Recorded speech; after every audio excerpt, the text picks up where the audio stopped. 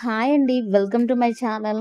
ఈరోజు నేను లడ్డూలైతే చేస్తున్నానండి. ఇంకా రెసిపీలోకి వెళ్తే, ఒక కప్పు శనగపిండయితే తీసుకున్నానండి. ఒక కప్పు శనగపిండితోనే నేను ఈరోజు లడ్డూలైతే చేస్తున్నాను. కొంచెం కొంచెం వాటరయితే యాడ్ చేసుకుంటూ, మన దోస పిండి ఏ విధంగా అయితే కలుపుకుంటామో, అదే విధంగా కలుపుకోవాలండి. ఎక్కువ వాటర్ పోసి పలచగా చేసుకోకూడదు. అలా అని గట్టిగా కూడా చేసుకోకూడదు. మీడియం సైజులో కలుపుకోవాలి. కావాల్సినంత వరకు వాటర్ అయితే యాడ్ చేసుకోవాలి. ఒకేసారి వేసుకోకుండా మనకు సరిపోయేంత వరకు కూడా వేసుకోవాలి. వేసుకుంటూ కలుపుకోవాలండి. కొంచెం వంట సోడా అయితే వేసాను. ఒక పించ్ అలా వేసానండి. ఎక్కువ కూడా వేయలేదు నేను. ఇంక నూనె అయితే వేడి చేసేస్తానండి. ఇంకా స్టవ్ మీద అయితే నూనె పెట్టాను. ఒక 10 మినిట్స్ అలా ఆ పిండయితే పక్కన పెట్టేసాను. ఇంకిప్పుడు నూనె అయితే వేడి చేసుకుంటున్నాను. నా దగ్గరైతే బూందీ పట్టే గంట ఇవేమి లేవండి నా దగ్గర. నేను డైరెక్ట్‌గా పిండయితే పోసేస్తున్నాను ఆయిల్‌లో. మరీ కరకరలాడే వరకు ఉంచుకోకుండా కాస్త పచ్చి వాసన పోయి, కాస్త మీడియంగా వేగిన తర్వాతయితే నేను తీసేస్తున్నానండి. మళ్ళీ కలర్ చేంజ్ అయితే లడ్డూలు చేయటానికైతే బాగోదు. లడ్డు అనేది మెత్తగుండాలి కాబట్టి, కాస్త పచ్చి వాసన పోయి, కాస్త పిండి ఉడికిన తర్వాత అయితే నేను తీసేస్తానండి. కలర్ చేంజ్ అవ్వకముందే నేను తీసేసుకుంటాను.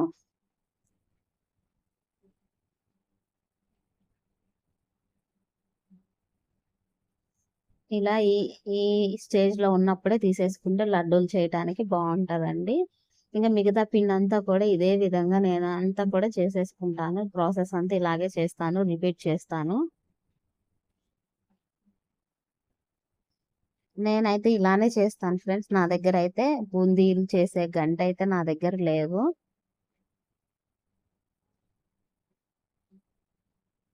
ఇంకా మిగతా పిండి కూడా ఇలానే సేమ్ ప్రాసెస్ అయితే చేసేస్తాను.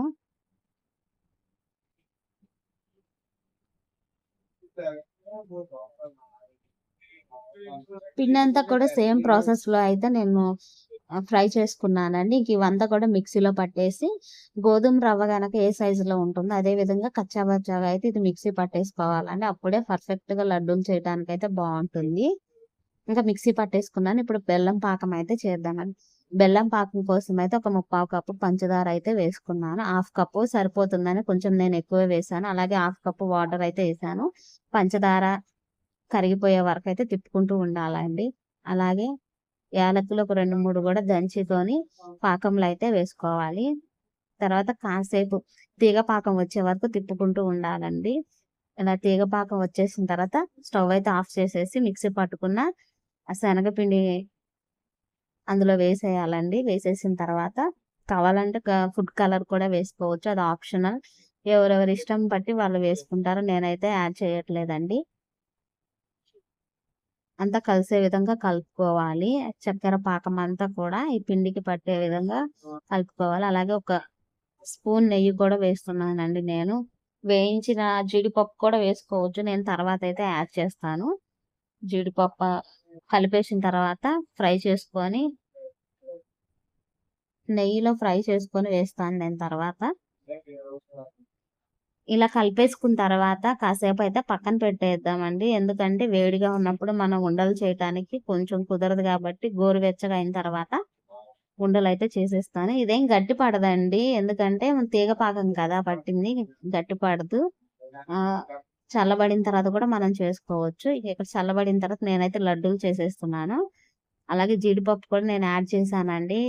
నెయ్యిలో వేయించేసి కరెక్ట్‌గా ఒక కప్పు పిండికైతే నాకు 8 లడ్డూస్ అయితే వచ్చాయండి.